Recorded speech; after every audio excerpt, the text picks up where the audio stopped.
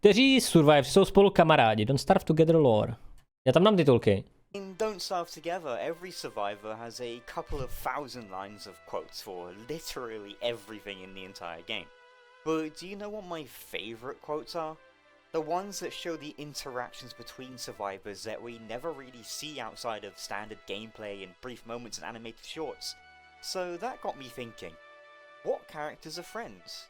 Which ones are not? Which characters tolerate each other? And which ones would walk to the edge of the earth together? Let's find out. To je fakt jako dobrý koncept. Fakt to je hrozně dobrý nápad, jo.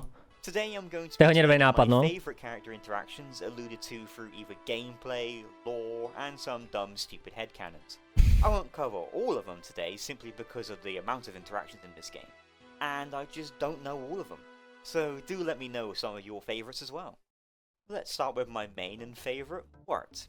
She is, relatively speaking, a new arrival to the messy, disjointed family we call all of the survivors. Jako můj tip je, že ten Wirt vlastně je v tom triu s Wendy a s Webberem, no. Wendy a Webber jsou vlastně snad nejlepší buddies, co vím, tak Wendy a Webber jsou fakt jako top friends, myslím, že ve hře. Myslím, že lepší vztah tam nikdo z nich nemá, si myslím, než Wendy s Webberem. Proto jsou to oba dva děti, že jo? Jsou prostě lorově děti oba dva. A Wirt k ním jako tak nějak jako taky sedí.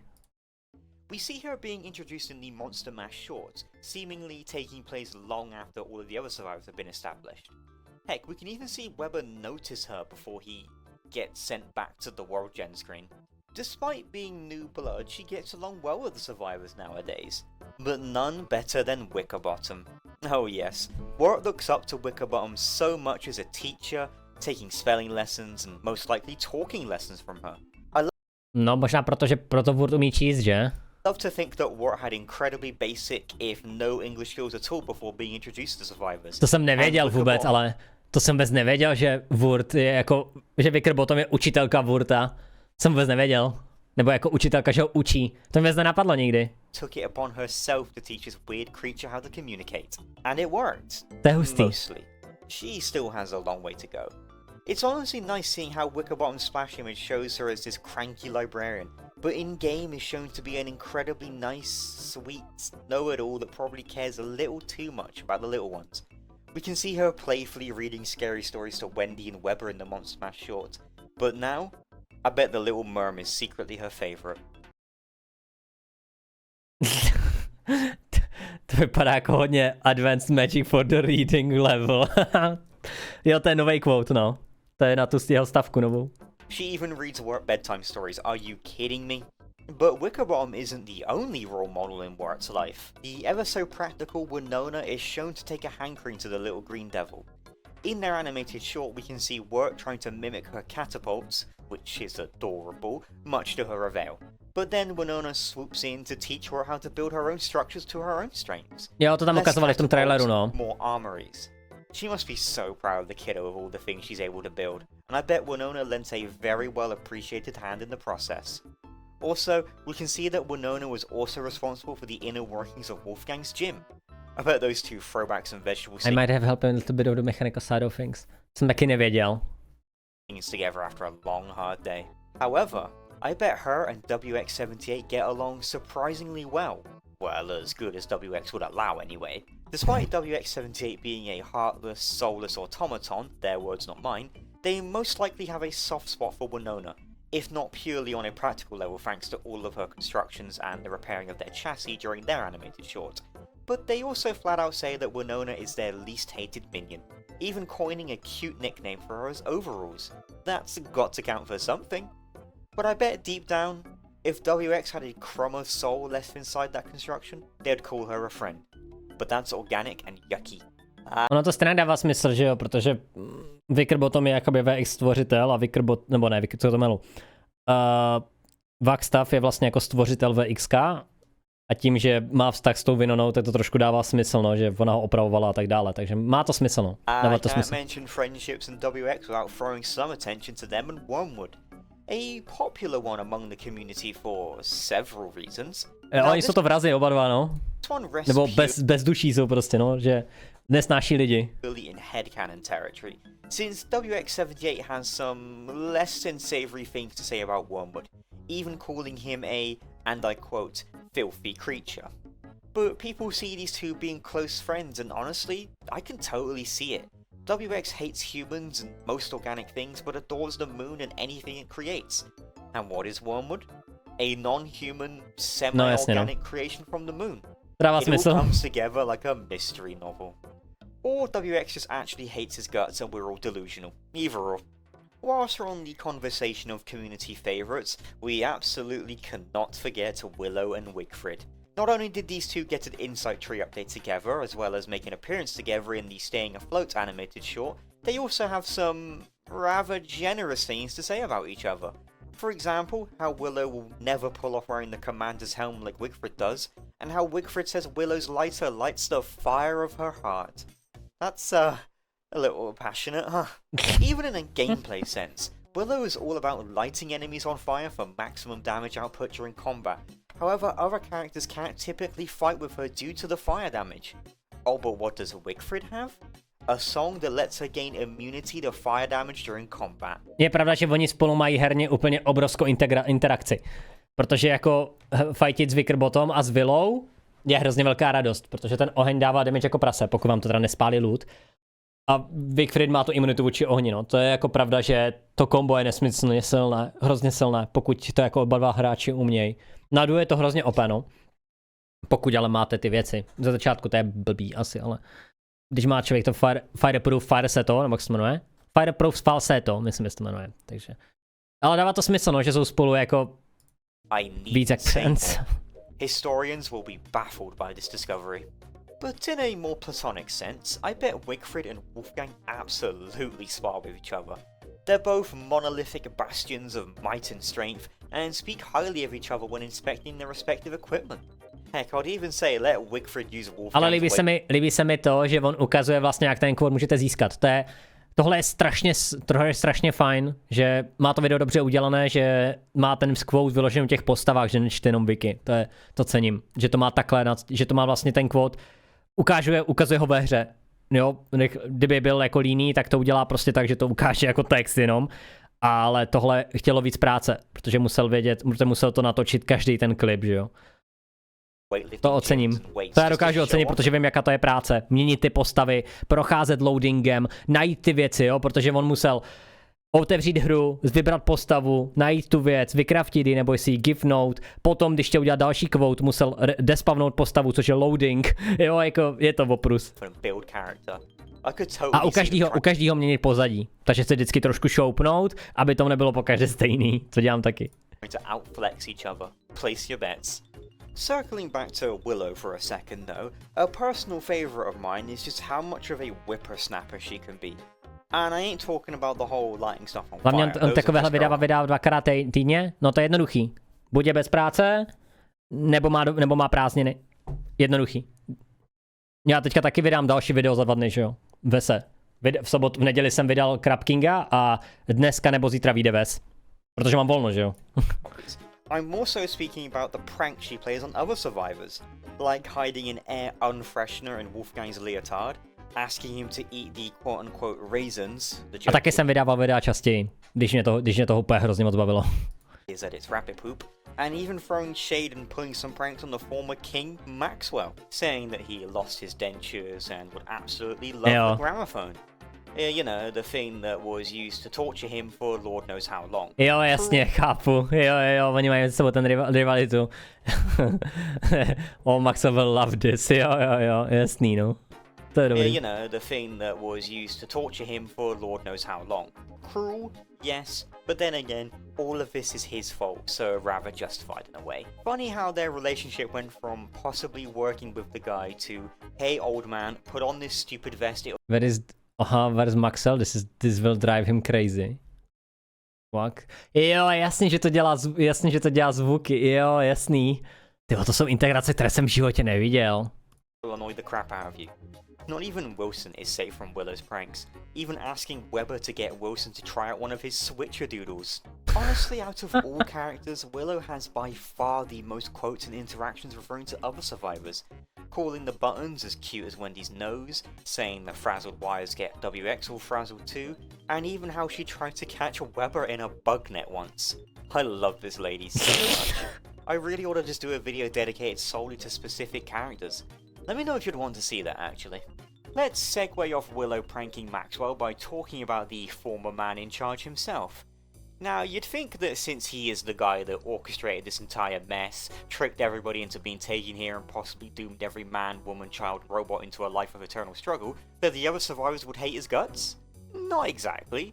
I mean, sure, a lot of the survivors have a distrust for him, but none of them outwardly hate the guy. Even Wilson, the protagonist of our story and former nemesis of Maxwell, doesn't hold a grudge against him and even offers him a decent day as greetings. Jo, tak jasně, oni spolu měli začátek, že jo, vlastně. Oni spolu postavili portál, který přived jako ty survivy do jednoho světa. Že oni spolu vlastně vykraftili ten, jak se jmenuje ta brána, no, víte co myslím, ten portál. To není Shadow portál, jak se jmenuje ten portál? No, víte co myslím, spawn point v té hře, no ten... Ještě, že jsem, Florid Poster, ano, díky, Florid Poster spolu vykraftili, že jo, takže oni spolu mají takový jako ten zábavný vztah a ono šlo vidět v tom komiksu, jak mu tam podává to jídlo, že jo, takže oni spolu jako mají takový vztah, ale a třeba si spolu dělají srandu nějakou. Jo, takže oni na sebe nejsou vložně naštvaní. Heck, even Wolfgang calls him a new friend when inspecting his statue. Or simply, Wolfgang does not know that Maxwell was the one responsible for all of this. Tak on ho zachránil. Zase Wolfgang zachránil Maxwella, takže oni se spolu potkali ještě před Konstantem. He's his new friend now. Speaking of that statue though, a lot of survivors have a lot to say about it. Woody wants to tease him over it. Willow predictably calls him a big stone nerd. Webber mentions how they're only a little mad at him ever since the whole entrapment thing. We are still a bit mad. Mě by zajímalo... We are still a little bit mad at him, but only a little. Mě by zajímalo, proč. Že ono tenhle quote sice jako dává perfektně smysl, ale čak ten Webber ho jakoby je nespojil, že jo. Dohromady je nespojil Maxwell. To byla spíš jako chyba toho, ne? Jeho otce, který si donesl domů toho pavouka. Otázka je, jak se pak stalo to, že se dostal do Konstantu. Protože tady tohle mi moc nedává smysl. Ale Maxwell musí být všechno napraví. A to je kde? Že mu to slíbil. To je o tom třeba vůbec nevím, jo? Nevím, jestli to bylo někde řečeno, to je mi možná uniklo. Že všechno spraví, no, jako otázka, no. Nevím, na co referuješ, víš? Teďka. But my favorite, Wickerbottom says that he's actually a sweet boy underneath all of that ego. That's actually incredibly adorable. A to je actually true, no. I really do feel kind of bad for Maxwell sometimes. If he didn't find that blasted book, none of this would have happened, and I bet he would have stayed as his pathetic, harmless self. But I mean, hey, he managed to pull Charlie, so he was doing something right. Before we move on, I just want to mention that Wickerbottom has to remind Maxwell to change the Maxwell turned to the press ball and down right here. Light bulbs on end tables and write notes for him. However, Maxwell says it's actually Wilson's turn. Truly evil. Of course, we can't talk about oni se hádají, kdo tam má doplňovat ty light bulby. Ježíš, tak to je skvělý. Tyva, to mě nikdy nenapadlo zkusit. Ty kokos, tak to je hustý, no. Je to tak skoro ve každém shortu, na konci Webber shortu tam jde vidět smíjící se Maxwell. Jo, takhle. Jasný. Wendy, who is actually Maxwell's niece. Jo, to se ví, no. I don't think either of them actually know this. From the William Carter. Myslíš, že to neví? Jack Carter did. Že by to nevěděli? Že je to jeho vnučka? Evil. Of course, Hold we up. can't talk about Maxwell without mentioning Wendy, who is actually Maxwell's niece. Now, funnily enough, I don't think either of them actually know this. From the William Carter puzzles, we can see that Maxwell's brother, Jack Carter, did write to him about his family and suggested they come and visit. But they to se nikdy nestalo, did. no. So it is very possible that Wendy and Maxwell just never met. They do have... To mi nedává smysl, že by ale Wendy skončila v Konstantu. Protože proč by si vybral zrovna Wendy? Jo, jako ono vypadá, že vždycky s těma postavama měl nějaký vztah. Jo, takže... Těžko říct, no. Protože on vždycky s těma postavama měl něco společného. Ale kdo ví, no. Nebo ne vždycky, ale většinou. Abych neměl pravdu, abych jako to... Že nevím, jako měl společnost, co měl společného s Wickfried. Možná ji bral jako konkurenci v divadle. Takže Wickfried měla jako to. Nevím. Have this Ale přijde mi to jako moc extrémně velká náhoda. S Várlem true. Říkám většinu, potom jsem nad tím začal přemýšlet, je to většina. S Várlem asi těžko.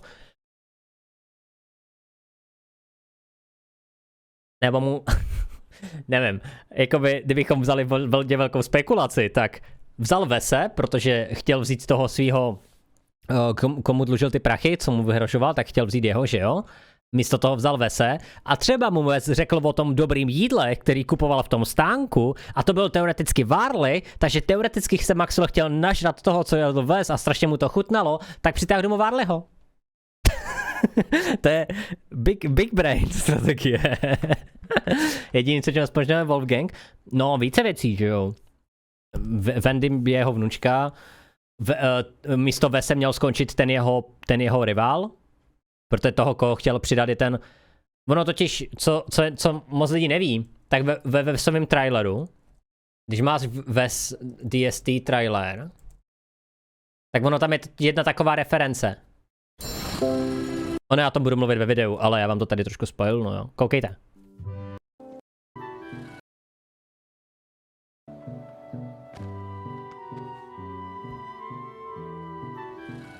Tam to jde vidět, ale já nevím, jestli to bude vidět přes ten přehrávač. Tady vpravo.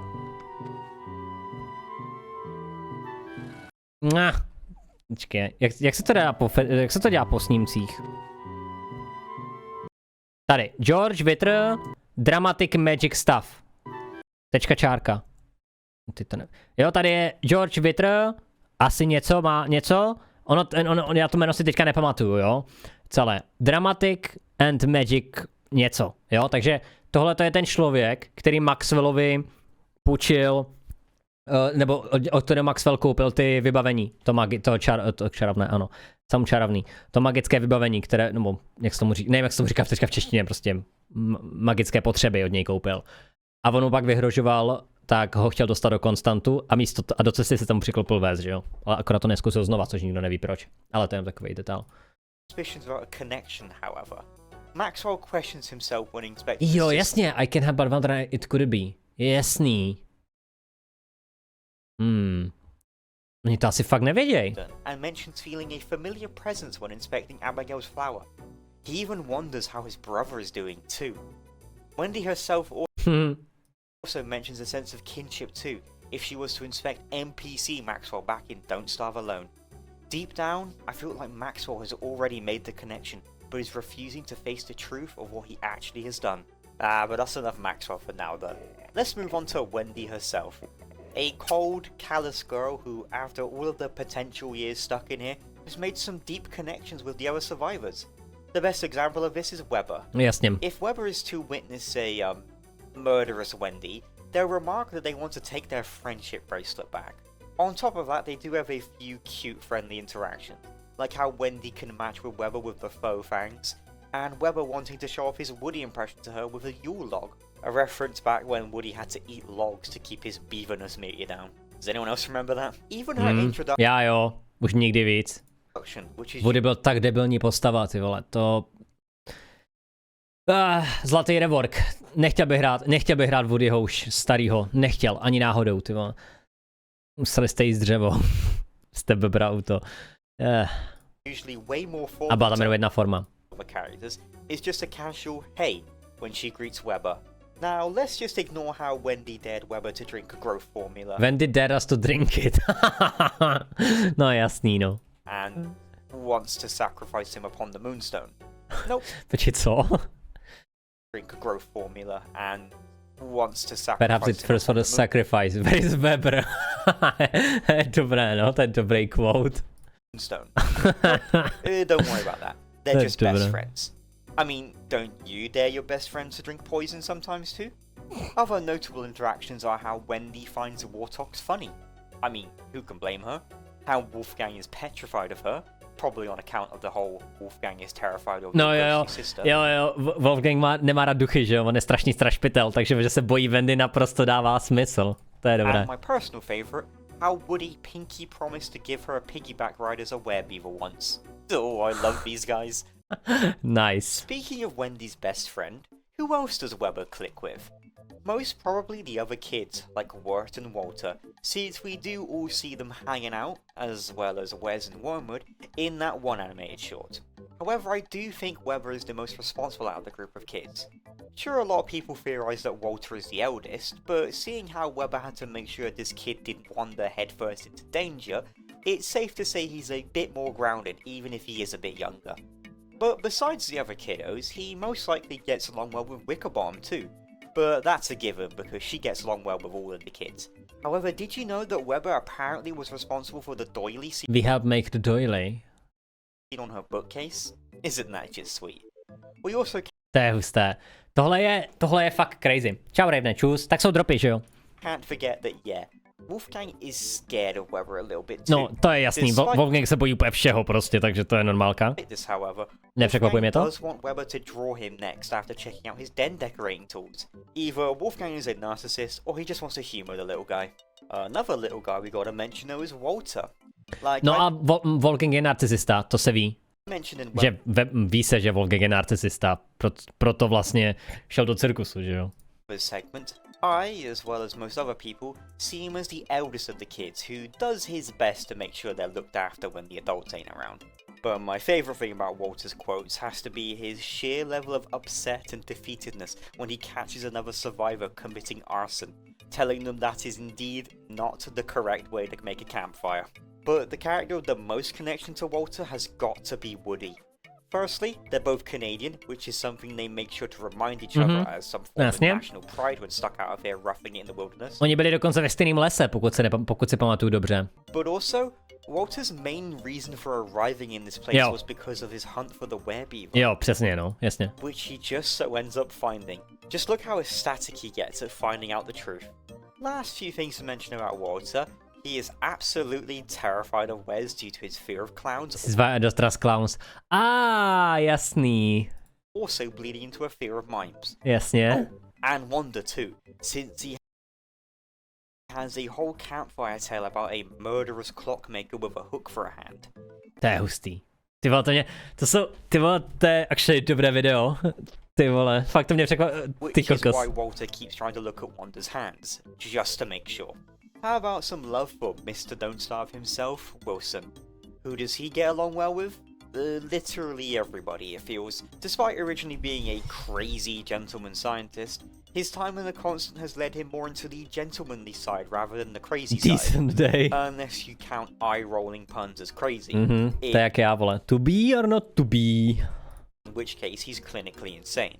But back on topic. Besides being a genuinely agreeable guy to everybody, he's also seen as the group's keystone weird guy that invents stuff. The biggest example of this is the Nautopilot, where most survivors have no idea actually how to build the thing thanks to Wilson's terrible handwriting and run-on sentence abuse, but on the other hand they are all most surprisingly shocked when the thing actually works. Wilson included. Except for the... Shit, co? Doesn't it rather eccentric, but the theory is sound? Most surprisingly shocked when the thing actually works. Wilson included. It's working, or I knew it would work, of course. No, jasně, no. Jo, to je klasika, no. Except for WX. I think the trickle scientist is trying to kill me. Jo, jasný. No, protože magnety, že jo? The giant magnet will kill them. Also that the Nautopilot was inspired by Wagstaff's design. Já miluji, že Maxwell včas říká vlastně Higgsbury. Jo, on tam má typo, že? Jo, jasný, no. Which, well, as you know, WX and Wagstaff ain't the best of friends. I love the dynamic of Wilson making just complete nonsense that works annoyingly well for the rest of the survivors. Tak to je tak normální, že ti lidi říkají příjmením, když jsou na tebe nasraní, to je takový jako... Ale chápu, no, je to jako detail fajný. Better example of that than the beard hair rug. Wilson, impressed. Literally everybody else, awestruck. Jo, jasně. Jo. I made it from my beard, impressed. Jo. Literally everybody else, awestruck. Disgusted. Speechless. And of course, disappointed. And that is a few of my favourite and noteworthy interactions among the survivors. There's plenty more. Way more. Especially if we start diving into headcanon territory. But for now, let's leave it at that. If I missed your favourite interaction, then let me know in the comments or on the Discord server. And if you guys want, I'll make a part 2. Take care everybody and have a lovely day.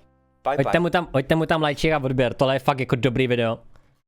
Strašně dobrý nápad, cením to, no, jako fakt strašně cením ten nápad.